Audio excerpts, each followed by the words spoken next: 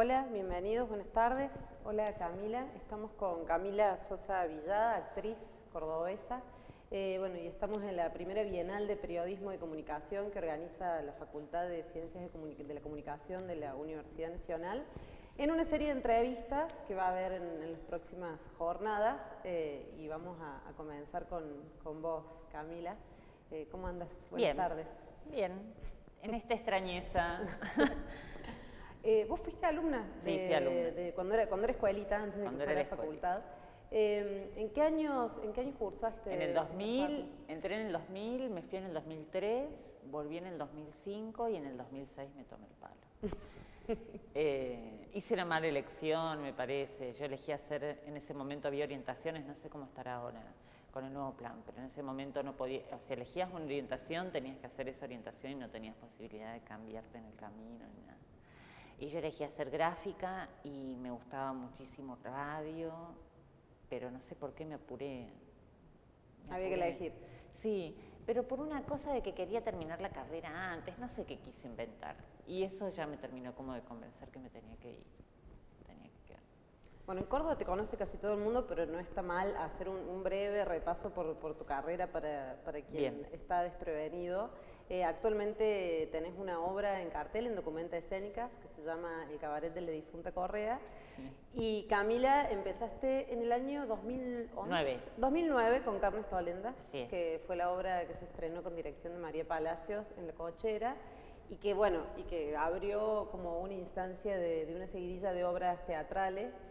También hiciste televisión con La viuda de Rafael, sí, en la televisión pública, y la película Mía, entre varias cosas más. Tenés un libro publicado de poesías, sí, y tenías un blog en la época de los blogs, que sí, me parece que precedió ese libro, que era muy chequeado. Era, ¿cómo se llama?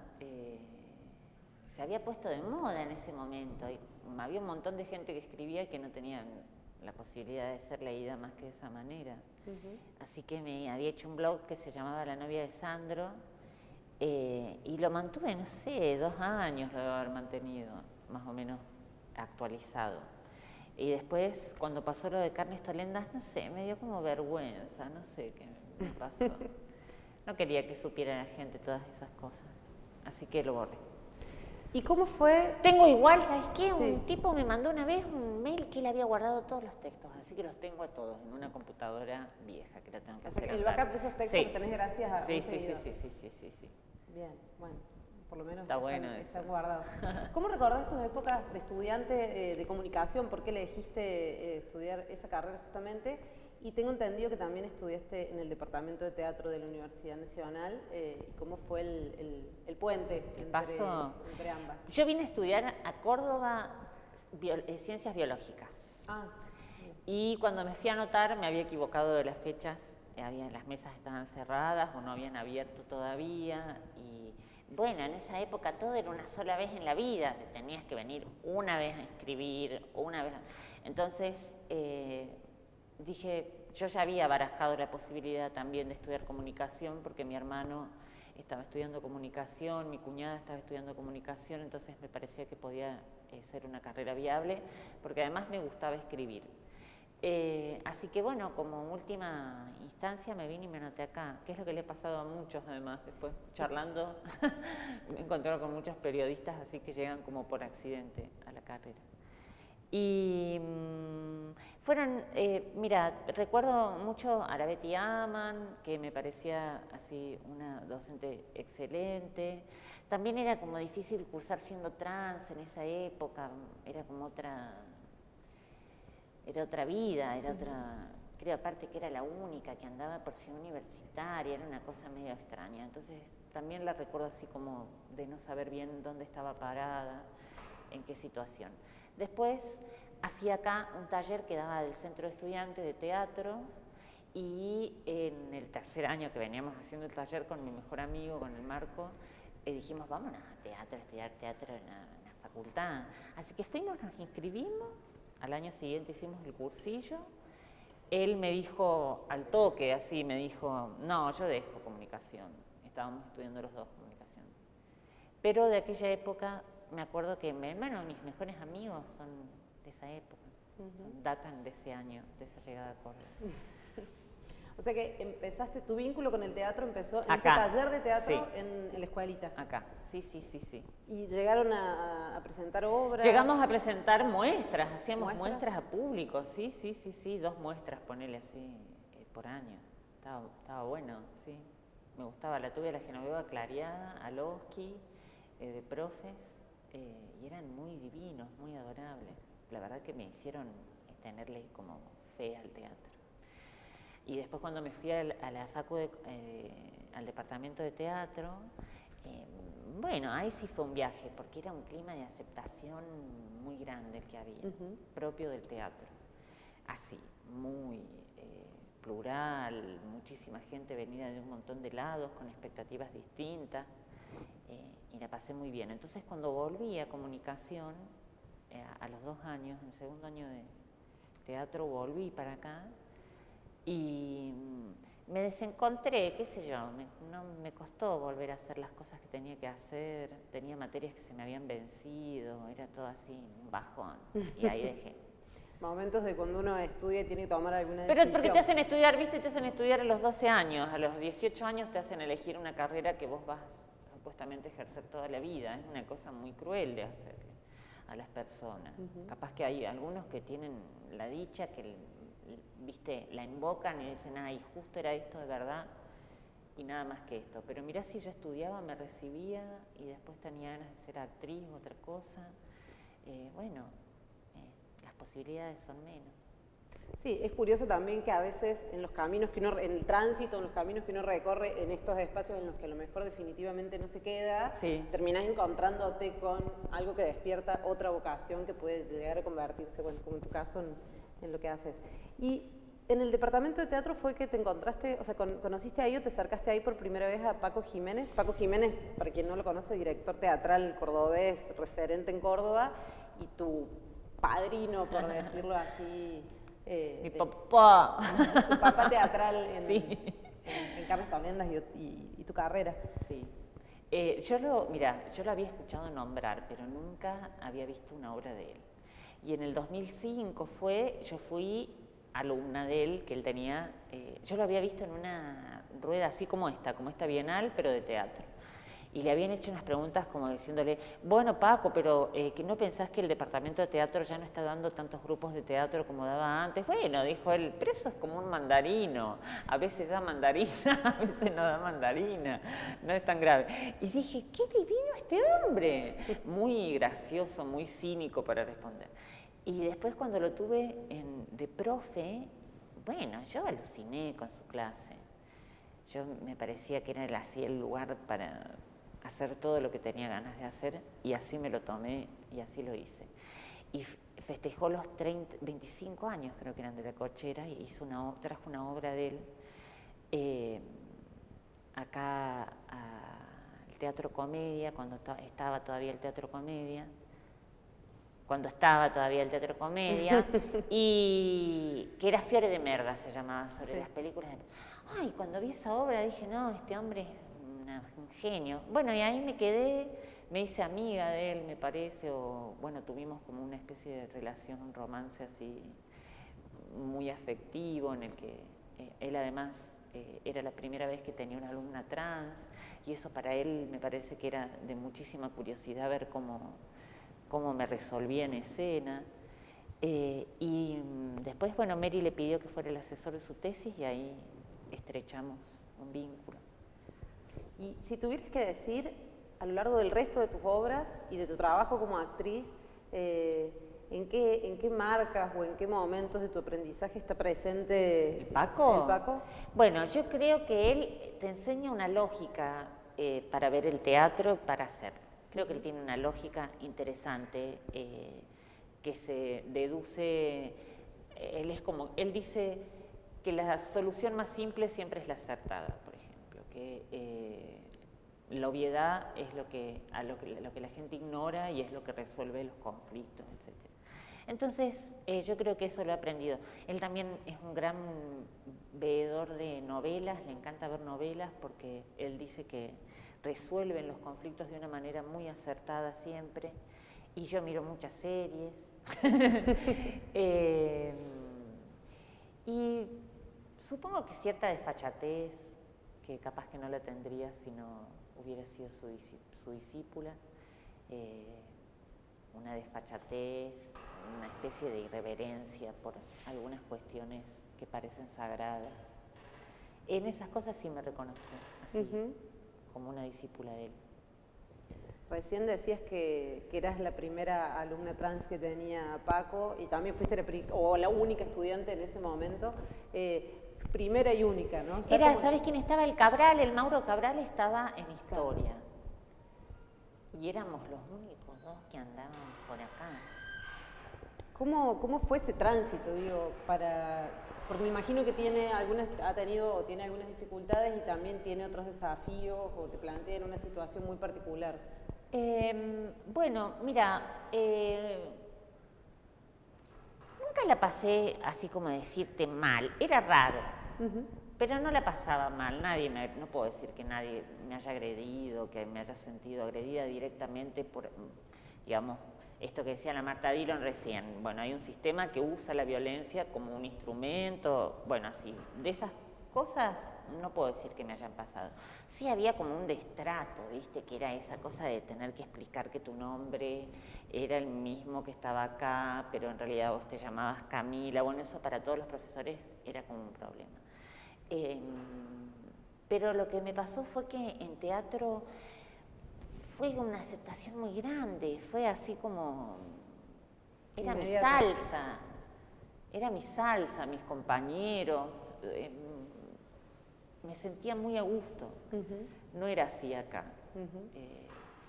Yo creo que eso fue por el teatro, por la magia del teatro. Entonces ahí no la pasé mal tampoco, al contrario, la pasé muy bien, siempre me trataron muy bien. Se rumorea de que una vez unos alumnos me trataron mal en una clase, pero eso no es verdad. Ese es un rumor que corre. Es un rumor, sí, en redes sociales. De estudiantes de teatro. Leía una entrevista que te hacían, y es algo que vos solés nombrar, cuando hablas de artistas a los que admiras, son normalmente artistas que reúnen ser de culto y de popular muchas veces, ¿no? Mira. Que pueden llegar a un público amplio y a la vez ser muy fieles como a su esencia o a sus principios estéticos. Y me parece que en el teatro en Córdoba, particularmente con vos, sucede algo que es, todo el mundo habla de crear espectadores o de buscar espectadores, sí, o de crear una escuela de espectadores, y me parece que es algo que pasa naturalmente en tus obras. Quizás hay una audiencia o hay un público que normalmente no va al teatro y va a ver a Camila al teatro. ¿Es importante para vos esa unión de comunicabilidad, de llegar, de hacer algo que no sea para los colegas o para el circuito chico y que llegue a un público más grande? Es lo más importante, me parece, que pueda trascender esa barrera de los colegas. Esa barrera de los colegas que parece, aparte, intraspasable. Sí, porque además como lo hago sin pretensión de nada, porque si tuviera alguna pretensión, no sé cómo decirte, intelectual o estética o algo, bueno, yo me meto y en el camino veo que sale. Y en ese que salió le pongo lo que me gusta ver en una obra de teatro, lo que me gusta sentir en una obra de teatro, el tipo de telas que me gusta usar, el tipo de luces que me gusta. Se negocia porque no siempre hay dinero, porque no siempre hay un sistema de producción que te ampare. Pero no tengo ambiciones de ese tipo, no, ni siquiera, o sea, es como decirte, me aburre todo, no sé quiénes son los directores que están de moda, no sé las cosas que se hacen, me gusta el teatro porque sucede así, viste, como un chispazo, como eso también es muy del Paco, que es, bueno, pasa, la gente va, se emociona, se perturba, se divierte, que es popular, pero bueno, también tiene algo de culto, porque es una comunicación muy estrecha, que es esa comunicación emocional que solamente tiene el arte, que no tiene otro tipo de expresión humana.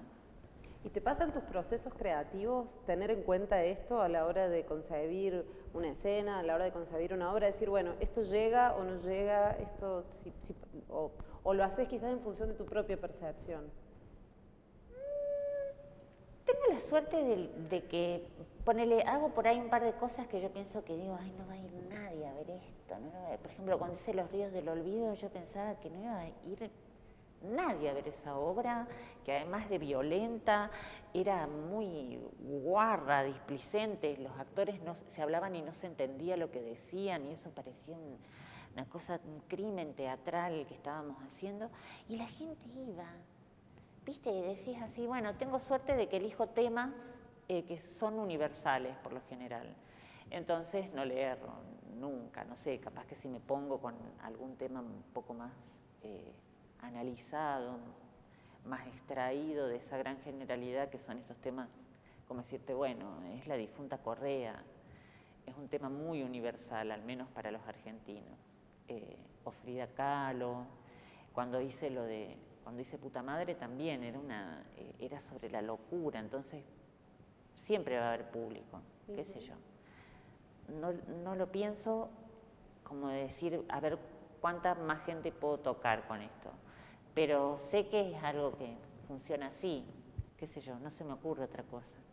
Leí también que comentabas en una entrevista que Córdoba tiene artistas tan buenos o igual de buenos o mejores incluso que Buenos Aires, que el problema es que no hay dinero, como en tantos ámbitos de la cultura.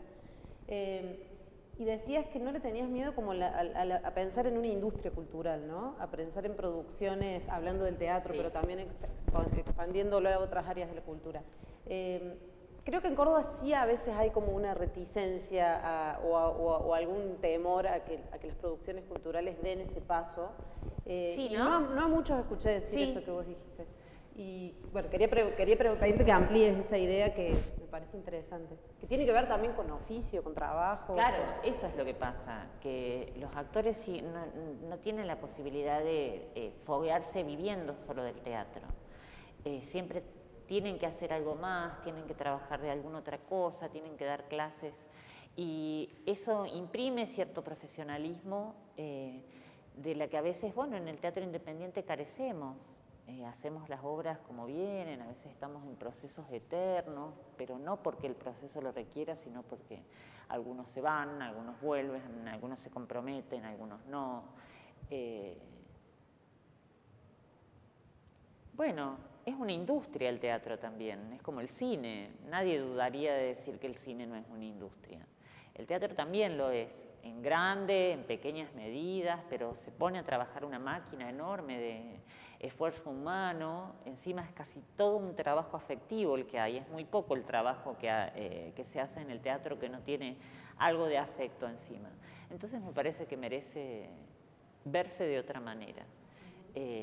Pagarse de otra manera, que estén cubiertas las necesidades de todas las personas que trabajan en una obra, que se respeten.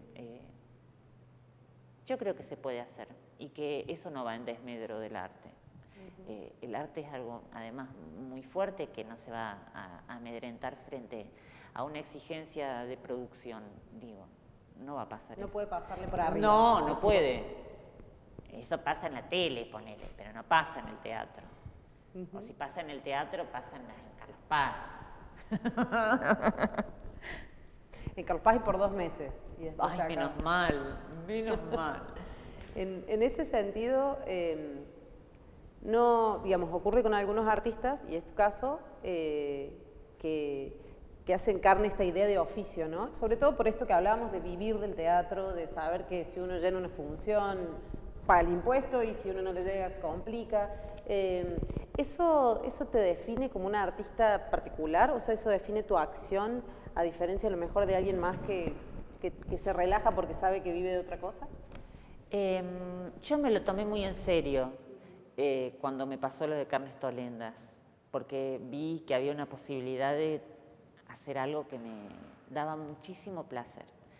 Entonces decidí vivir así, que esto sea así. soy acuariana, entonces también puede que algún día me revire y deje todo y me ponga a hacer otra cosa.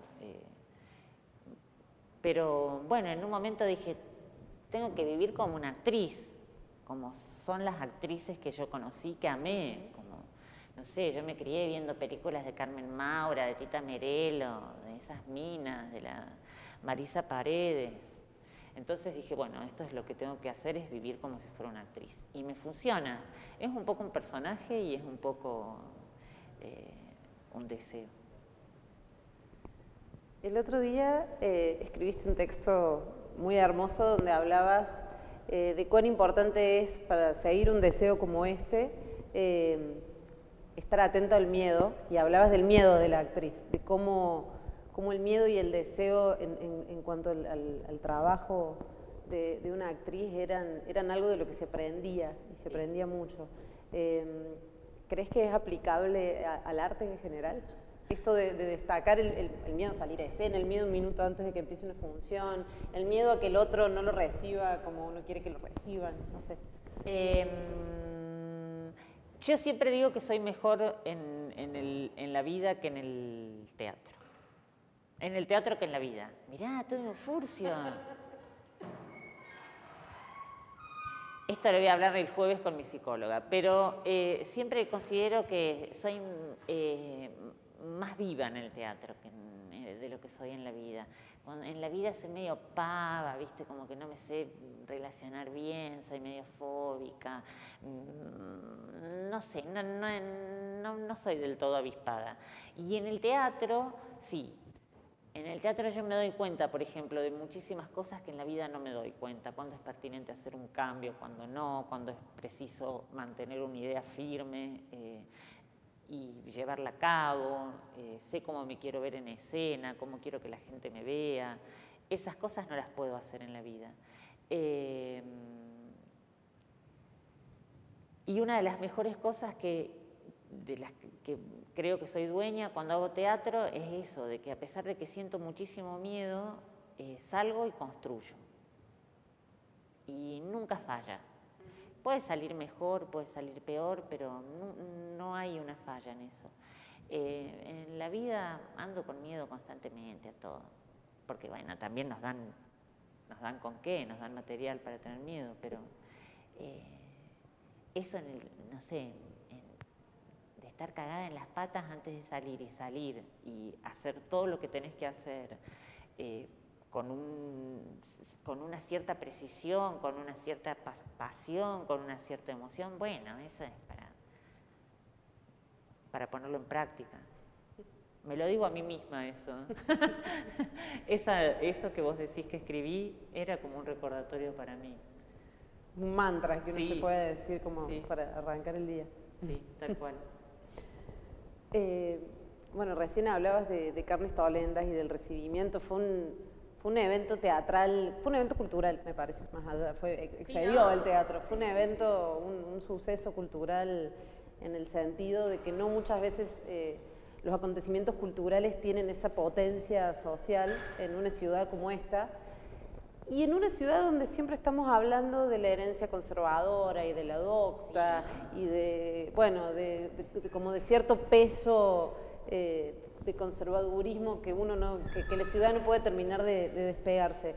¿Cómo vivís vos o cómo viviste con Carnes Tolendas y en adelante ese vínculo con esa parte de lo que algunos cordobeses o los cordobeses tenemos así irresuelto? ¿Sabes que no fue muy distinto antes? Nunca me importaron mucho. Esa es la verdad. Esa quizás es la clave. Que Nunca no te importe. No, al contrario. Al contrario. ¿Viste poner este pibe, cómo se llama, el Agustín Laje? Ese que se copa hablando mal del feminismo, hablando mal de las trans y todo. El otro día me pasan un par de chicas, me pasan así, mirá Cami lo que está poniendo Agustín Laje, qué sé yo. Y yo decía, pero ese pibe... No hay que darle trascendencia. Si vos le das trascendencia, le das trascendencia. Bueno, así me pasa con la... Solo me sirve como material creativo, como decirte, bueno, hay algo de eso que es muy divertido también, de que seamos tan conservadores y tan brutos. Tiene un costado divertido. Y a ese sí atiendo, pero al que me puede llegar a hacer daño, no, ni chupada. No le doy trascendencia para nada. Ni a, ¿cómo se dice?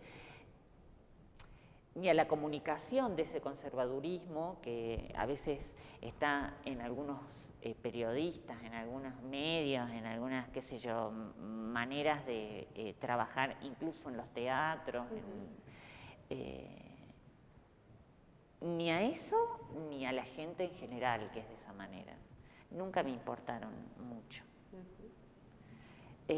Lo que sí pasaba con Carnes Tolendas, por ejemplo, es que la gente venía y me decía, ¿sabes que yo maltrataba a las travestis? O yo pensaba que eran hombres, o yo pensaba, mirá qué equivocado, o qué equivocada que estaba. Entonces yo decía, bueno, ¿ves que hay una cosa transformadora que tiene el arte, que te acerca de todas maneras a eso que vos podés rechazar o de lo que vos pensás que estás exenta? Como yo, que pienso que estoy exenta de ese conservadurismo. Capaz que es un error, pero siento que estoy más allá de eso. Te salvaste, te pasó Me resbala, mira, me chorrea. En ese sentido, sos una voz muy potente en redes sociales. Te has convertido en una voz potente en redes sociales. Esperaba más de mí. No, digo, mucho, no solo en función de tu trabajo, de tu obra y de tu trayectoria artística, sino también por la presencia que tiene y cómo repica tu voz en esos espacios. ¿Cuán autoconsciente sos de eso, ¿no? De la importancia que tiene, así como una obra sensibiliza a un espectador, saber que un testimonio tuyo, un relato, un texto sobre algún tema tiene ese eco en Córdoba? Bueno, yo soy súper incorrecta políticamente, ¿viste? No tengo filtro con muchas cosas, entonces trato de lo que puedo aportar en esta transformación del lenguaje, sobre todo para referirme a algunas cosas, las hago. Ya no digo más hijo de puta, y así voy tratando de cambiar un poco el uso del lenguaje que hacía antes de volverme un poco más popular, si se quiere. Pero después trato de no darle bola a eso de que me esté mirando mucha gente, porque si no pierdo como autenticidad.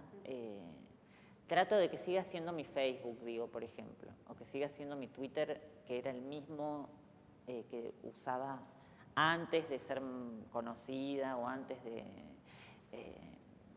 salir en la tele, digo, ¿entendés? Eso trato de seguir haciéndolo. Tengo mis amigos, tengo mi familia, publico fotos con mis amigos, no sé, eso sigue siendo lo mismo. Después sí, a veces es eso, digo algo y tengo la suerte que se replica, qué sé yo. No lo analizo demasiado. ¿Te pasa a veces de que te ponen como en el lugar de la voz de... de las trans, la voz de la verdad? Digo que, no sé si es un lugar que vos elegís, pero quizás es un lugar donde alguien te ubica, te cansa. Yo soy mi propia voz. Si se hacen cargos, si me usan para esas cosas, bueno, viste que este país polarizado políticamente, ¿sabes las veces que me pasa que los kirchneristas se piensan que soy kirchnerista, los del PRO se piensan que soy del PRO, los radicales se piensan que soy radical? No presto atención a eso, no. Me río de todo eso. Se disputan. Que se disputen ellos, todo. No me interesa. Pero sí me pasa que es algo que me encanta estar en la computadora. Me encanta, es un vicio así que me encanta, siempre me gustó. Cuando empezaron a salir las páginas de chat, en el 2000, que te metías al ICQ, al Mirk y todo eso, yo empecé ahí y no lo solté más. Y esa comunicación siempre me gustó, la comunicación virtual, no sé por qué. Siempre me gustó. Entonces me siento como pez en el agua en el Facebook. Así. Como buena acuariana, en la era de Acuario. Sí, tal cual, así. Fui a ver el otro día el cabaret de la difunta Correa. Te vi. Que me gustó mucho, es una obra que espero que siga todo el año o una buena cantidad de meses. Sí, vamos a tratar de hacerlo posible. Así hay tiempo de que el boca en boca corra. Y me dio una sensación, como espectadora de tus otras obras, Aquí hay algo que comenzó con Carnes Tolendas que tuvo que pasar este tiempo para que se reúna, ¿no? Como un hilo invisible con el cabaret de la difunta Correa. ¿Y en qué lo ves, por ejemplo? Quería preguntarte si vos lo veías. Yo lo veía en los temas de los que trata la obra, en la manera en la que involucras tu historia, tu biografía, tus padres, pero a la vez usás como un recurso, fue García Lorca en ese momento, es la historia de este otro personaje de la difunta, sí, con la voz de las travestis del parque que aparecen en escena, bueno, y con la puesta en general, me pareció que había que eran como hermanas que se reencontraron. Yo, lo que sí puedo notar es que fue como volver a un tipo de actuación. Un tipo de actuación así como más imprevisible, que era lo que hacía. Después yo fue como que me puse algunos límites como actriz. Me puse muy profesional, muy metódica, muy así, de hacer todo así. Y tenía ganas de algo más improvisado, más así que salga para donde salga. En eso sí lo reconozco, por ejemplo. Entonces, la posibilidad que tenía de hacer algo en lo que pudiera saltar de un personaje a otro, como hacía en Carnes Tolendas, por ejemplo, y cierta construcción física como muy importante, muy presente, tenía que usar como ese tipo de estética, en el que todo está permitido, como lo era Carnes Tolendas, viste que era como un espacio negro donde largaban una actriz y hacía, le abrían la jaula al mono y salía y hacía mil cosas. Bueno, digo, ¿en qué otro lugar puedo hacer todo eso si no es en un cabaret? Así que me sinceré y lo hice, ahí sí lo puedo ver. Después, en la temática, es como si fuera el lado B de Carnes, porque yo en Carnes Tolendas no contesto, entonces me parecía divertido hacerlo. Me parecía como una buena manera de cerrar. Y es cierto que capaz que estoy cerrando un ciclo de algo, no sé qué, pero posiblemente sea así. Sí, y está también vinculado con una charla TEDx que viste, sí, que fue como un boom en YouTube. Que en realidad esa charla empezó porque antes había escrito una cosa en Facebook que también se había viralizado y me animé a contar que había sido prostituta, que era algo que no le había contado hasta entonces, que lo sabían algunos amigos, que lo sabían muy pocas personas. Y cuando me llamaron para hacer la charla del TEDx, me proponían hacer algo parecido a Carnes Tolendas. Ellos querían que hiciera como una pequeña obra en 10 minutos. Y yo les dije que quería hablar sobre esto. Y después cuando me vi en la charla, dije, pero eso es para una obra de teatro, eso se puede hacer en el teatro.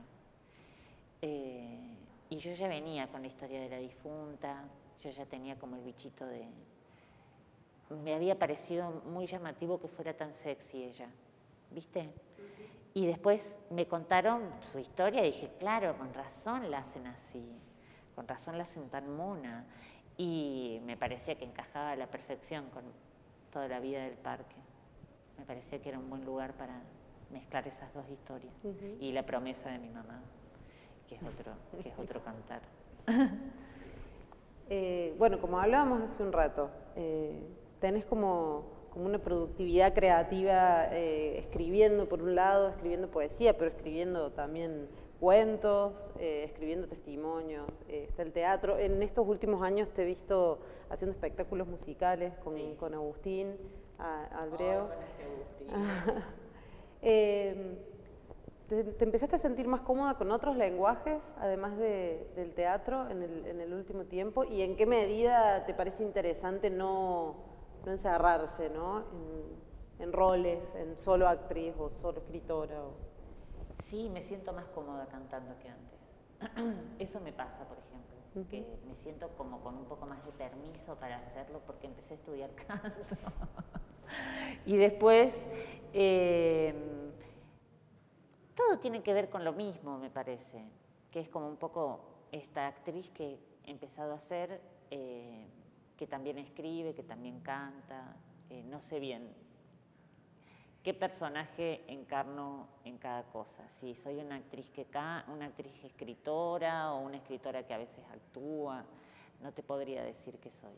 Pero sí son cosas que tienen que ver con lo mismo, siempre. Ahora me está picando el bicho de la psicología. estudiar? Para estudiar psicología. Creo que voy a empezar el año que viene.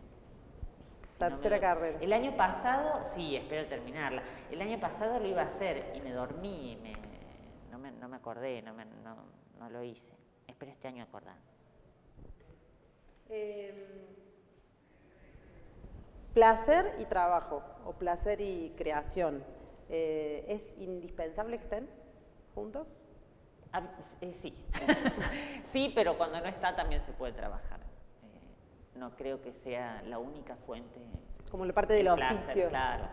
No creo que sea solo el placer el que mueve a hacer las cosas. También puede haber otras. Puede haber rencor, puede haber calentura, puede haber bronca. Puede ser un espacio catártico. No siempre es placentero. El teatro al menos no. No, de placentero, bueno, tiene algo, pero es una tortura también hacer teatro. Por eso terminamos locos los actores. ¿No te dieron, para ir cerrando, no te dieron ganas de irte a Buenos Aires? Estuviste viviendo allá cuando hiciste cine y televisión, pero bueno, permaneces en Córdoba, sé que te gusta vivir acá. No me iría porque es una ciudad muy loca, una ciudad muy insoportable. Y aparte me pasa algo con Buenos Aires, que es que, bueno, cuando hice Mía, sí pensaba que me iba a ir a vivir a Buenos Aires. Cuando hice, que fue en el 2010. Porque me fascinó, porque todo era por primera vez, porque conocía por primera vez el Botánico, porque conocía por primera vez el barrio chino, qué sé yo. Pero una vez que conoces todo eso y empezás a vivir en Buenos Aires como un porteño más, no tiene sentido. Tengo amigos que me dicen, pero acá está todo. Bueno, pero yo no tengo ganas de todo. Estoy bien acá. Una traba a la Pachi Pachi sabía decir que es mejor ser cola de león que cabeza de ratón. Una cosa así era. ¿Así era? Así es el dicho. Sí. Bueno, yo creo que soy cola de león acá. Allá sería cabeza de ratón y no tengo ganas de hacer eso. Bueno, y la última pregunta que te quería hacer. Hablaste de proyectos que fueron desarrollándose a lo largo del tiempo, que se fueron procesando, que tuvieron que esperar a terminar de cuajar. ¿Qué es lo pendiente en cuanto a obras de teatro o algo referido a la escritura que tengas como proyectado para algún momento? O que creas que no es justo ahora el momento para hacerlo, pero que... Sí, hay una obra que me fascina, pero es pendiente porque no tengo la plata para hacerla porque los derechos son carísimos, que se llama 448 de Sarah Kane. Ay, es un monólogo. Ay, me parece una cosa genial, pero claro, los derechos de esa obra son una fortuna. No la puedo encarar así sola. Eso sí es un pendiente, por ejemplo, esa obra sí. Después Yerma también, me gustaría hacerla, dirigirla y actuarla como Mel Gibson en Corazón Valiente. Así me gustaría hacer con Yerma. Esas dos cosas sí son... Bueno, pero Yerma es más posible. Sí, Yerma sí. Buenísimo. Pero como son tantos actores, viste, por ahí no me animo todavía. A la dirección de tantos actores y después encima actuar. Pero capaz que más adelante lo puedo hacer. Buenísimo. Bueno, Cami, muchas gracias. Y bueno, gracias también a la facultad que nos invitó a entrevistarte. Gracias.